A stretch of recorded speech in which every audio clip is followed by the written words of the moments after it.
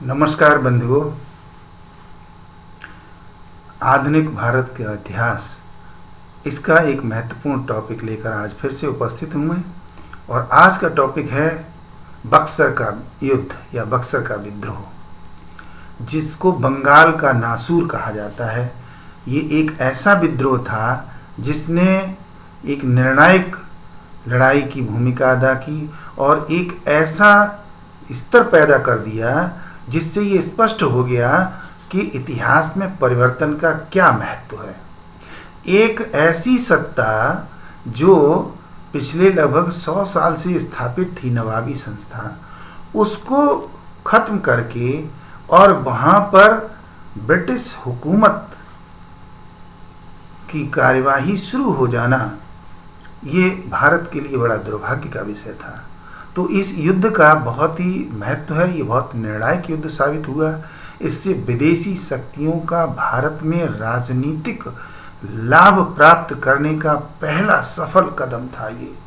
तो इसलिए ये बहुत महत्वपूर्ण है। तो आइए इसको देखते हैं कि किस तरीके से ये विद्रोह की परिस्थितियां बनी, किस तरीके से ये विद्रोह हुआ, इसकी घटनाएं कैसे घटित हुई और किस तरीके से इस विद्रोह के परिणाम निकले और किस प्रकार से ये इतिहास के लिए एक महत्वपूर्ण युद्ध साबित हुआ।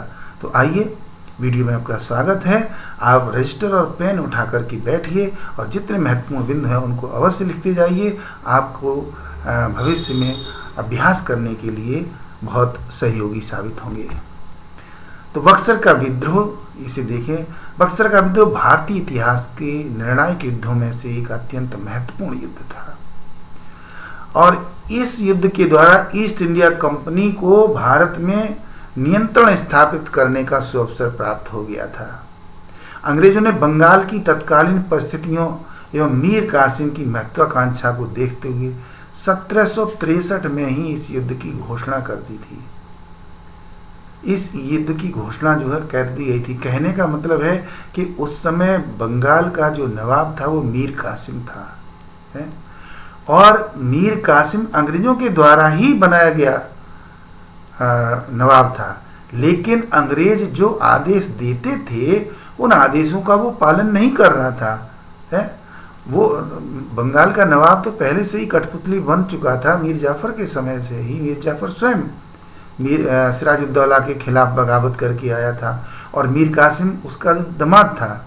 तो कहने का मतलब बगावत के खिलाफ बगावत चली आ रही थी और अंग्रेज चाहते थे कि जो आने वाला नवाब हो वो निरंतर कमजोर हो और निरंतर हमारी बात को और माने, उन पर और ज़्यादा वो अपने प्रतिबंध लगाते चले जा रहे थे और ज़्यादा शर्तें स्थापित करते चले जा रहे थे, जिसके कारण से युद्ध की परिस्थितियां उत्पन्न हो गई थीं। अब देखें कि वे क्या कारण थे, वे कौन सी परिस्थितियां थीं आखिर जिनके कारण से ये विद्रोह हुआ था, बक्सर का विद्रोह। तो जब मीर जाफर पहले सिराजुद्दौला के खिलाफ बगावत करके आया था और अंग्रेजों के द्वारा उसको बनाया गया, तो मीर जाफर ने बहुत सारा इनाम कंपनी को दिया था, बहुत सारा इनाम सेना को दिया था और उनको क्लाइव को दिया था। तो इससे क्या हुआ, इससे अंग्रेजों को और ज़्यादा लालच बढ़ गया। उन्हें जमींदारियां मिल गई थी और मुक्त व्यापार करने की स्थिति मिल गई थी। तो इससे वो बहुत ज़्यादा महत्वाकांक्षी हो गए थे और निरंतर अपनी आकांक्षाएं थोपते चले जा रहे थे उस समय से ही। और मीर जाफर द्वारा क्या किया था, हिंदू गवर्नरों राम नारायण और राजा राम, इनको विरोधी बना दिया है। ये जो राम नारायण और राजा राम थे, जो हिंदू गवर्नर थे, ये मीर जाफर के विरोधी हो गए थे और ये अंग्रेजों से जा मिले थे, जिसके कारण से अंग्रेज जो है, अंग्रेजों ने एक हिंदू मुस्लिम का एक दरार पैदा कर दी थी बंगाल के अंदर और उस दरार से वो लाभ उठाना चाहते थे। तो ये स्थिति जो बंगाल का नवाब था उसको ये अच्छी नहीं लग रही थी। अब ये स्थिति निरंतर आगे बढ़ती चली गई और फिर जब नए अंग्रेज अधिकारी आए, उन्होंने अपनी नीतियां लागू की। इसमें मिस्टर हॉलवेल और बेंस्टार्ट व्यक्ति थे, जिन्होंने जब अंग्रेजी की नई नीतियां लागू की, उन नीतियों से जो नवाब था वो नाराज हो गया। और इधर मीर कासिम ने एक और महत्वपूर्ण घटना घटित की। मीर कासिम ने क्या किया कि जो राजधानी मुर्शिदाबाद बनाई गई थी, मुर्शीद कुली खां ने किसी समय बनाई थी, ये जब वो ढाका पहले राजधानी बंगाल की हुआ करती थी, वहाँ से मुर्शीद कुली खां इसको लाए थे, मुर्शिदाबाद बनाया। और मीर कासिम ने मुर्शिदाबाद को भी छोड़ दिया, बल्कि बिहार के इलाके में आकर मुंगेर में राजधानी अपनी स्थानांतरित कर ली। तो इससे क्या हुआ, इससे अंग्रेजों ने ये देखा कि ये बिहार की तरफ बढ़ता जा रहा है, लिहाजा हमें बंगाल इनसे छीन लेना चाहिए, ये अंग्रेजों की सोच हो गई। अब मीर कासिम ने इसके पीछे क्या सोचा था ये तो नहीं बताया जा सकता, लेकिन हाँ, मीर कासिम की ये सोच अवश्य रही होगी शायद कि वो बंगाल की असंतुलित स्थिति से थोड़ा सा दूर हट जाना चाहता था, और चाहता था कि मुंगेर में रहते हुए ही वो बंगाल की परिस्थितियों को सही करे। ऐसा शायद उसने सोचा होगा, लेकिन इन सारी परिस्थितियों ने क्या किया, अंग्रेजों का मनोबल बढ़ा दिया और इधर मीर कासिम को परेशान कर दिया कि वो भी निर्णय ले। अब तो ऐसी स्थिति में युद्ध होना सुनिश्चित हो गया, क्योंकि पूर्व से पश्चिम की ओर ये बढ़ता आ रहा था मीर कासिम। अंग्रेज उसको उसकी कमजोरी समझ रहे थे। मीर कासिम स्वयं को शायद सुरक्षित रखना चाहता था, या मुंगेर में आकर अपनी शक्ति को और बढ़ाना चाहता था। इन सारी परिस्थितियों से एक युद्ध की स्थिति पैदा हो गई थी। आगे और क्या हुआ कि मीर कासिम द्वारा जमींदारों के प्रति कठोर कदम उठाना। जो हिंदू जमींदार या जो अन्य मुस्लिम जमींदार भी अंग्रेजों का पक्ष ले रहे थे, उनको सूचनाएं दे रहे थे, उनको लाभ पहुंचा रहे थे प्रत्यक्ष या अप्रत्यक्ष रूप से, ऐसे लोगों से मीर कासिम नाराज था और उसने उसी नाराजगी में राम नारायण की हत्या कर दी। जैसा कि मैंने पिछले आपको बताया था, राम नारायण जो है वो खिलाफ था मीर कासिम के, और वो अंग्रेजों के पक्ष में हो गया था, तो उसकी हत्या कर दी गई। उसकी हत्या से क्या हुआ, अंग्रेज नाराज हो गए। अगली जो बात थी वो अंग्रेज व्यापारियों द्वारा दस्तक का दुरुपयोग। दस्तक एक प्रकार की अनुमति प्राप्त करना होता था, जो हिंदुस्तान के प्रांतीय शासक होते थे, चाहे वो नवाब हो, चाहे नरेश हो, चाहे राजा हो, उससे ये प्राप्त करनी होती थी अनुमति, और उसके बाद वो व्यापार करते थे विभिन्न वस्तुओं का।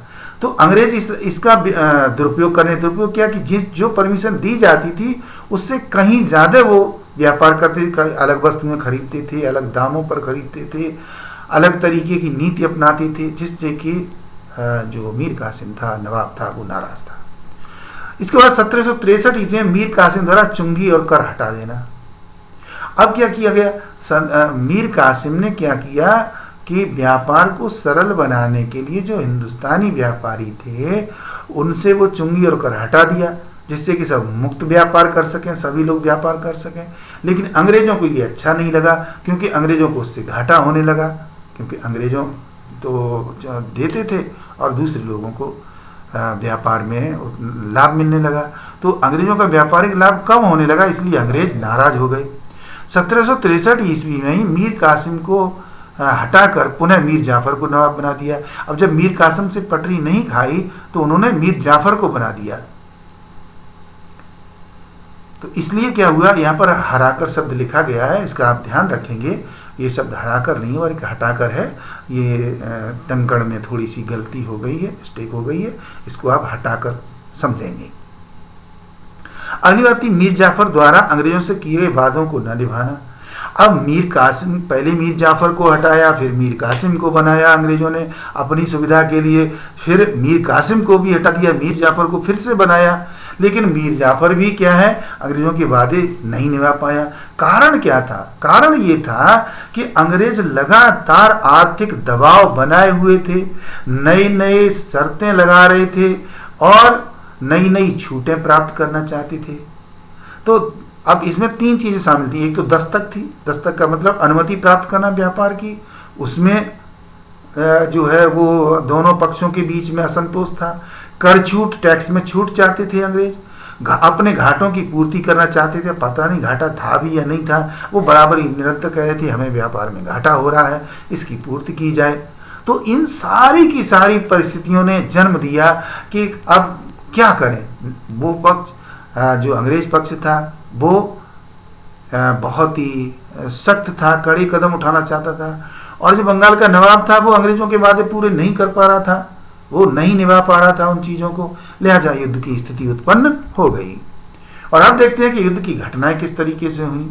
तो देखेंगे कि अंग्रेजों ने 1763 ईस्वी में मीर कासिम के विरुद्ध युद्ध की घोषणा कर दी, और मतलब 1763 में ही क्या हुआ, जो युद्ध की परिस्थिति तो बनी हुई थी, अब अंग्रेजों ने ये युद्ध की घोषणा कर दी और ये कह दिया कि हम किसी भी समय युद्ध कर सकते हैं। ऐसी स्थिति में मीर कासिम के लिए अब ये जरूरी हो गया कि किस तरीके से वो स्थिति को संभाले। तो उसने अपनी सैन्य तैयारी शुरू कर दी, दूसरे लोगों से संपर्क करना शुरू कर दिया। तो मीर कासिम जो है वो अवध के नवाब शुजा-उद-दौला से मिलने के लिए गया है, और वो युद्ध के लिए राजी करने के लिए कि भाई युद्ध में हमारी सहायता कीजिए। जब वो पहुंचता है अवध में, तो वहां मुगल सम्राट शाह आलम द्वितीय भी वहां पर उपस्थित थे पहले से उसी समय। उनके साथ मीर कासिम ने बिहार देने का समझौता कर लिया, यानी कि अब गए थे एक व्यक्ति से परामर्श लेने के लिए, एक व्यक्ति से मदद मांगने के लिए, अब वहां दूसरा व्यक्ति भी मिल गया। कौन था वो? मुगल सम्राट शाह आलम।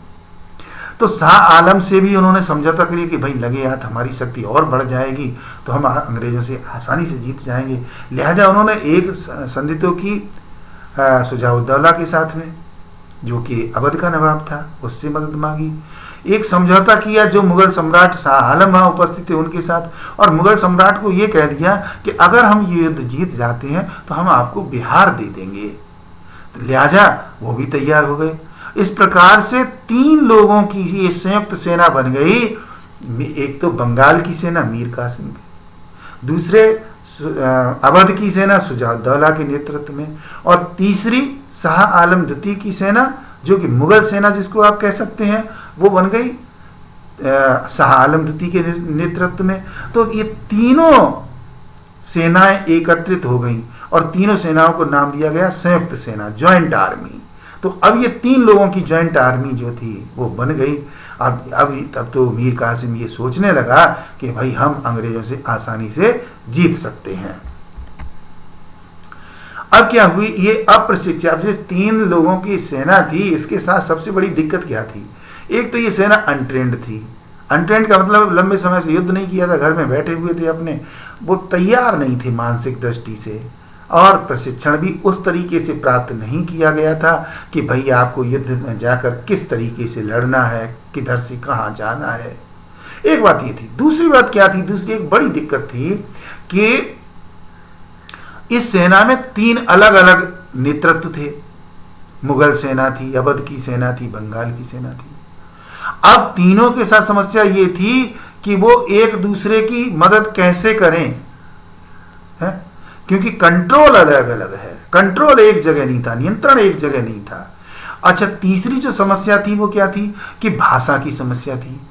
मुगल सेना की भाषा अलग थी, अवध की सेना की भाषा अलग थी, और बंगाल की सेना की भाषा अलग थी। लिहाजा जो सिपाही थे, जो सैनिक थे, उनमें आपसी जो है संवाद सही तरीके से स्थापित नहीं हो पा रहा था। तो इसका मतलब था, यहाँ पर हम क्या चीज बताने जा रहे हैं, आपको बताने जा रहे हैं कि वहां सेना तो एक बहुत बड़ी थी, परंतु वो सेना बहुत अच्छी तरह मारक नहीं थी, पारंगत नहीं थी, तीव्र नहीं थी, ऐसी नहीं थी कि क्षण भर में युद्ध करके और विजय प्राप्त कर सके। ठीक है। अगला जो पॉइंट था वो था अंग्रेजों की प्रशिक्षित सेना थी, अनुशासित सेना।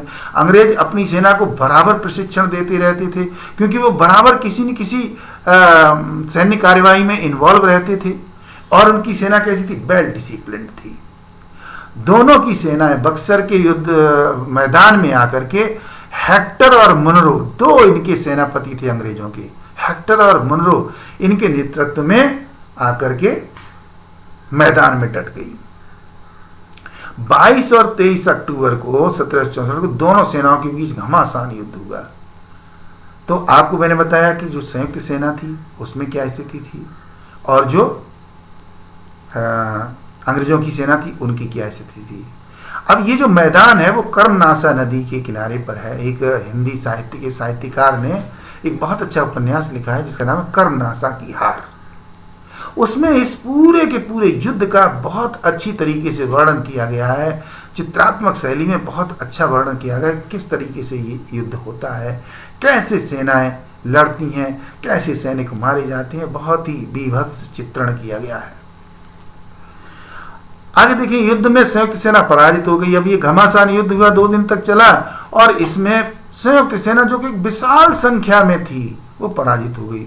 मीर कासिम अपनी जान बचाकर दिल्ली की ओर भाग गया, जहां पर 1777 ईस्वी में उसकी मृत्यु हो गई थी। यानी बंगाल का नवाब बंगाल की जनता को बिल्कुल अनाथ छोड़ करके, बेसहारा छोड़ करके भाग गया, दिल्ली चला गया और दिल्ली में ही रहने लगा। उसको अपनी जान प्यारी थी, अपनी शान प्यारी नहीं थी, अपना बंगाल प्यारा नहीं था।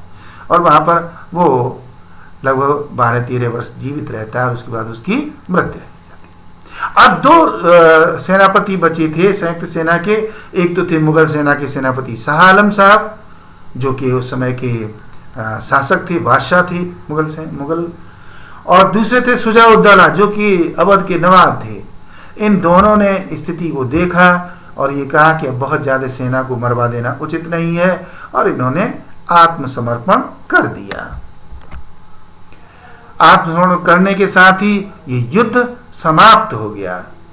अब इसके बाद क्या हुआ, युद्ध के परिणाम क्या निकले? परिणाम अगर देखें तो अंग्रेज उत्तरी भारत के निर्विरोध शासक बन गए। आप देखिए, अंग्रेज केवल बंगाल को पाना चाहते थे, मगर बंगाल के नवाब की गलती के कारण, बंगाल के नवाब की कहना चाहिए कि छोटी सोच के कारण क्या हुआ कि न केवल बंगाल हाथों से निकल गया हिंदुस्तान के, बल्कि 2 और बड़े क्षेत्र निकल गए और पूरा लगभग उत्तरी भारत जो है वो अंग्रेजों के कब्जे में चला गया।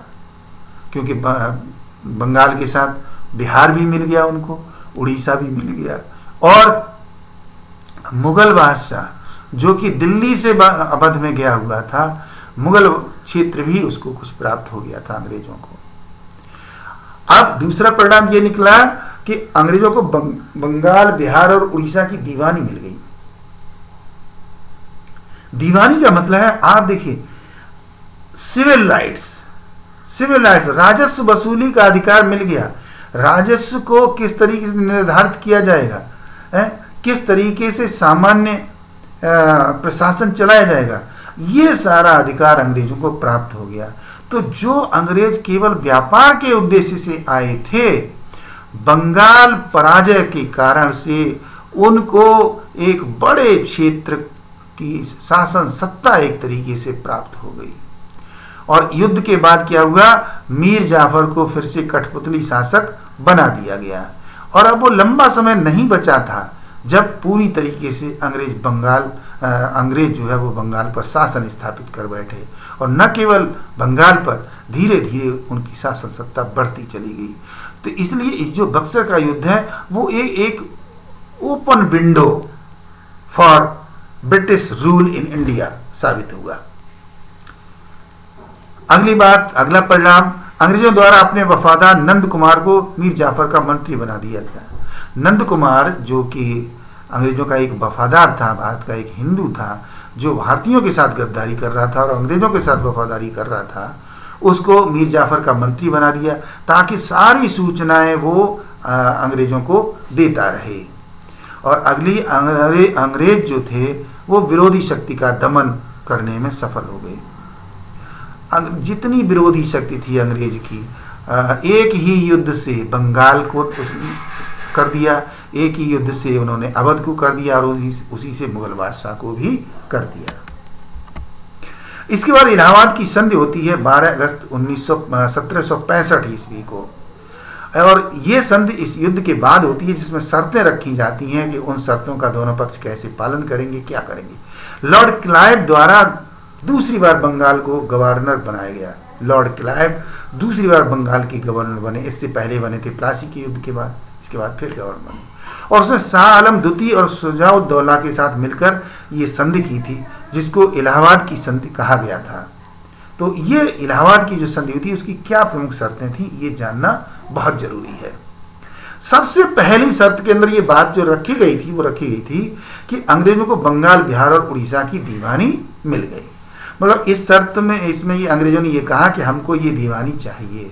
अब कोई भी शुजाउद्दौला या शाह आलम द्वितीय के पास कोई भी ऐसा अवसर नहीं था जिससे कि वो अंग्रेजों की शर्त को पूरा ना करें, लिहाजा इसको मानना पड़ा।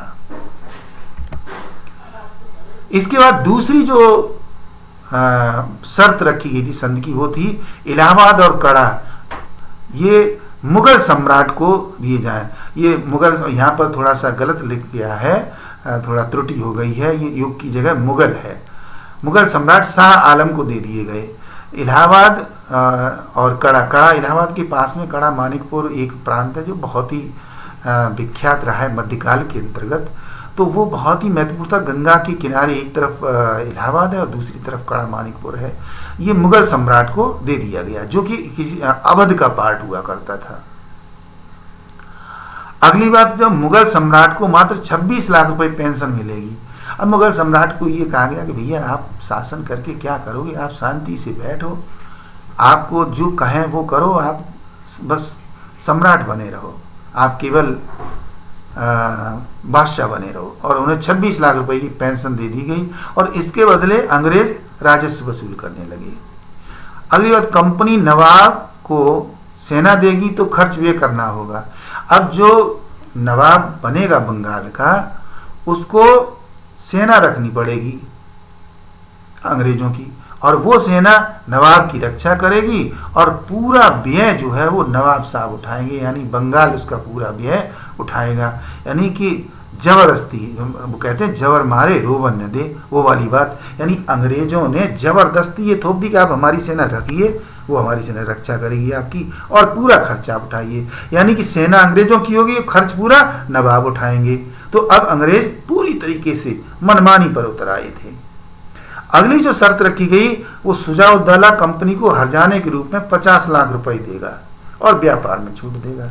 शुजाउद्दौला जो कि अवध के नवाब थे, उन्होंने युद्ध में जानबूझकर अवांछित रूप से भाग लिया, कोई आवश्यकता नहीं थी, क्योंकि अंग्रेज तो बंगाल के नवाब के साथ युद्ध कर रहे थे, अवध के नवाब के साथ तो नहीं कर रहे थे।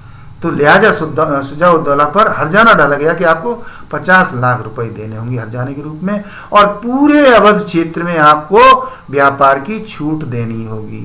कहने का मतलब है कि अंग्रेजों को जो अभी तक केवल बंगाल में छूट प्राप्त थी, वो छूट अब उनको व्यापार करने की अवध में भी मिल गई। कहने का मतलब है कि अंग्रेज तो केवल बंगाल को जीतने चले थे, अब बंगाल के साथ साथ उन्हें सौगात के रूप में अवध भी मिल गया और मुगल क्षेत्र भी मिल गया। इस तरीके से आपने देखा कि बक्सर का जो विद्रोह था या बक्सर का जो युद्ध था, उस युद्ध ने एक निर्णायक भूमिका अदा की और भारत में अंग्रेज जो है व्यापार करने के साथ साथ राजनीतिक दखलंदाजी करते हुए सत्ता को भी एक तरीके से उन्होंने प्राप्त कर लिया है, क्योंकि अब नवाब वही बनेगा जिसको अंग्रेज चाहेंगे और अंग्रेजों की शर्तों पर ही वो शासन चलाएगा। यानी कि अब आदेश अंग्रेजों से प्राप्त करने पड़ेंगे और शासन चलाएंगे। तो इस तरीके से एक तरीके की द्वैध व्यवस्था यहाँ पर लागू हुई। हालांकि इसको वैधानिक रूप बाद में प्राप्त हुआ, लेकिन हो गई क्योंकि पूरी की पूरी नीतियाँ, पूरे के पूरे आदेश अंग्रेजों के होंगे और इम्प्लीमेंट करने होंगे वो नवाब को। तो इस तरीके से बक्सर का विद्रोह, इसकी जानकारी आप तक पहुँचाई गई। उम्मीद करता हूँ कि आपको जानकारी बहुत अच्छी लगी होगी और ऐसी ही और अधिक जानकारियाँ और वीडियो आपके पास आते रहेंगे। आप हमारे चैनल को सब्सक्राइब कर लीजिए यदि आपने अभी तक नहीं किया है, और वीडियो को लाइक और शेयर करना बिल्कुल मत भूलिए। और यदि आपको किसी प्रकार की शंका है तो नोटिफिकेशन के जरिए, तो कमेंट के जरिए हमें बताइए, ताकि हम और अधिक सुधार कर सकें। तो स्टडी करते रहिए, लगातार आगे बढ़ते रहिए और निरंतर हमारे संपर्क में रहिए। Thank you very much. Good luck, good bye.